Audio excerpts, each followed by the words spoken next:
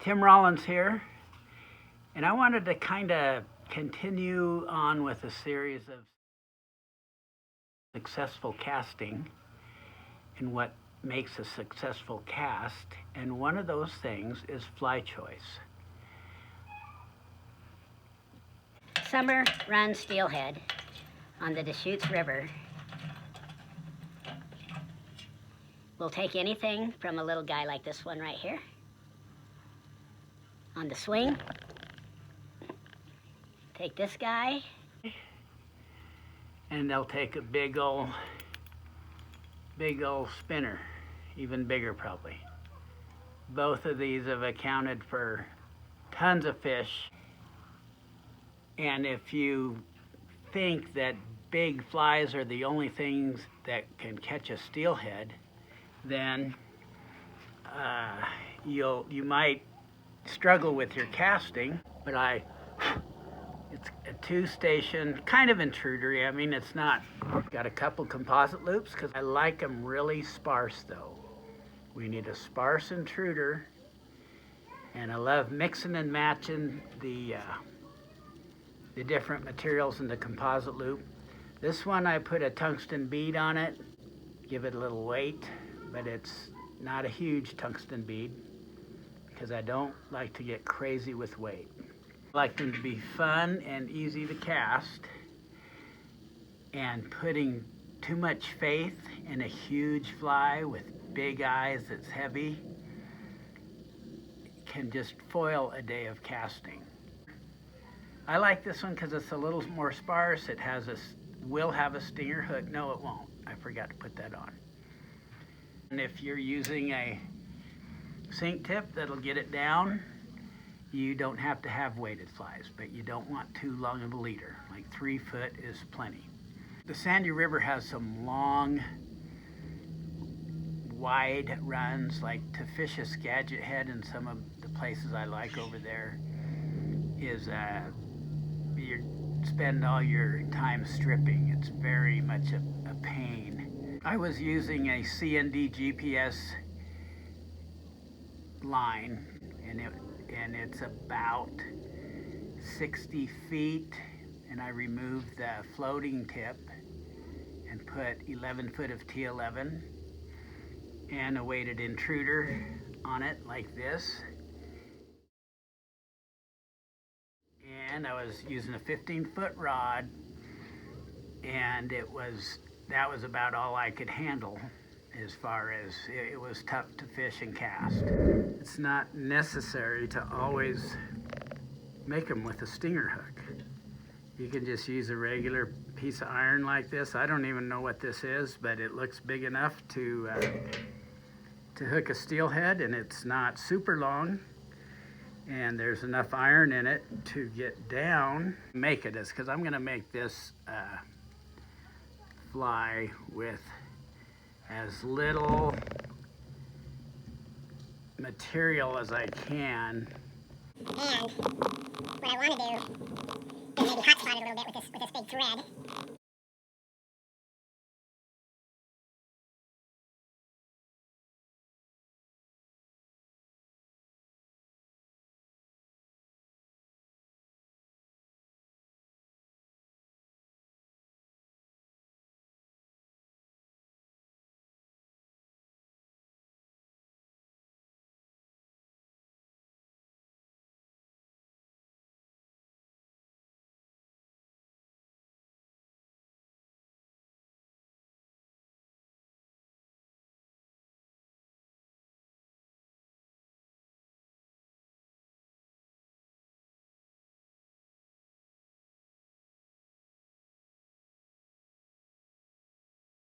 And I want that dubbing ball nice and round like that, but no bigger.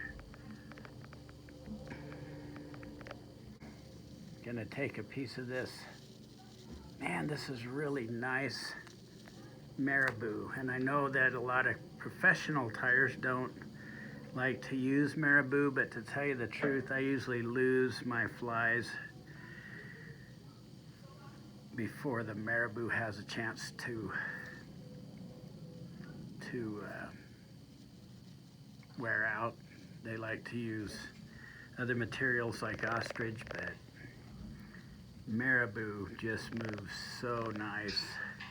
And tie it in tip first, and I just go like that.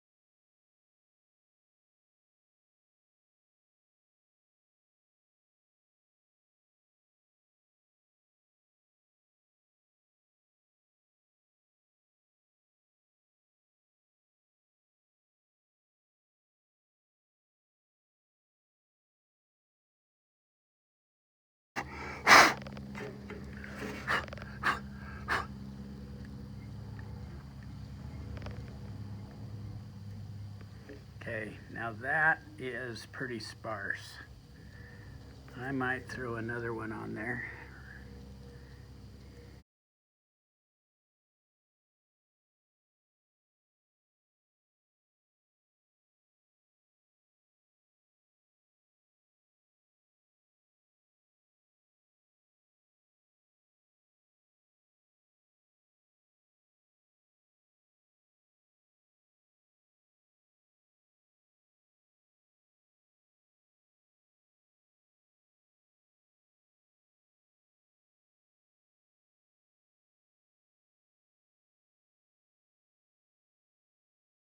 Try to mash it against the dubbing ball.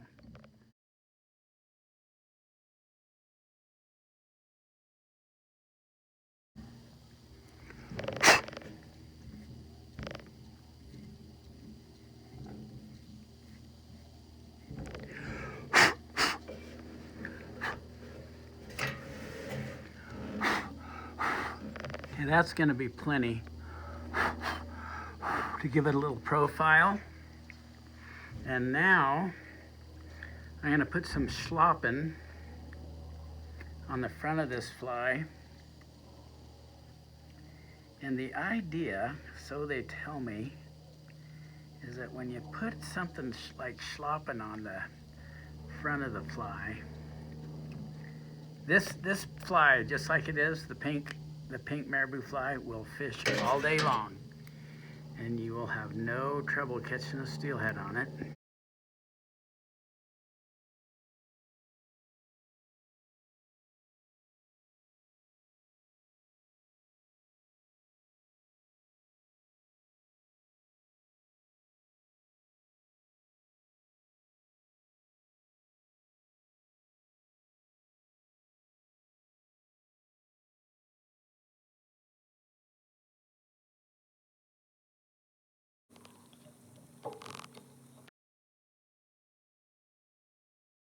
Stiffer schlappen. Idea is it's going to push water a little bit and create a little bit of a kind of a turbulence around it.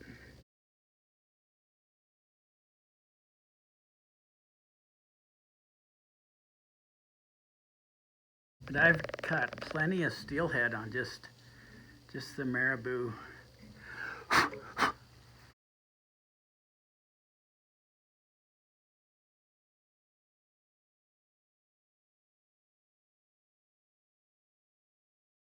Guinea feather over the schlappen.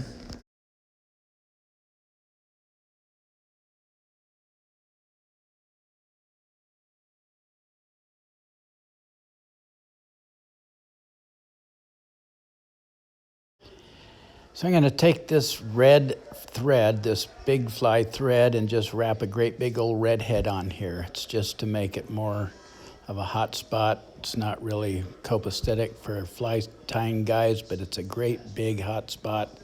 Big old red head on her. Now we have an egg sucking single station, half a trailer trash.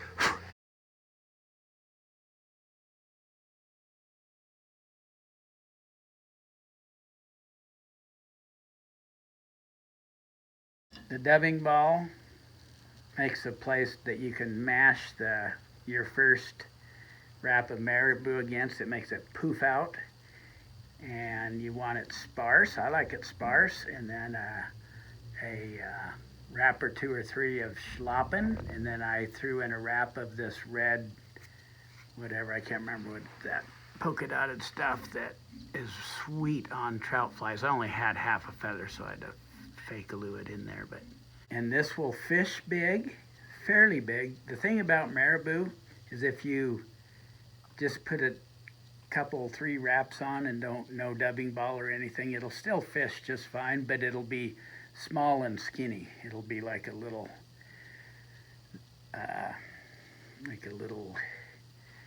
leechy thing going through the water.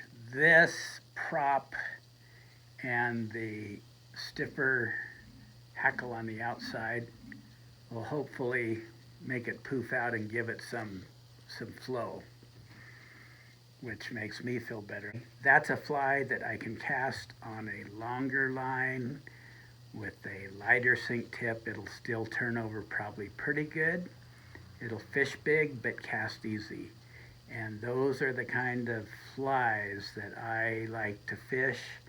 Remember, there's really no magic in the intruder. The idea behind the intruder, from what I've been told and from what I've read in videos, etc., is that it was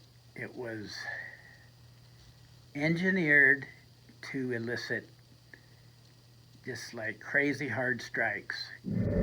Lots of guys say that the big flies will get you that kind of reaction, but I prefer manageable flies that are easy to cast. They'll still catch steelhead. You can still feel the tug, and the tug is the drug. So I hope this is helpful, and I hope you feel like you can make a very fishable steelhead fly with minimal materials. Anyway, thank you for watching.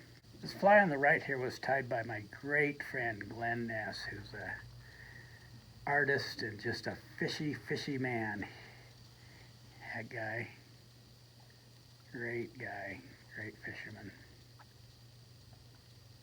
Excellent tire.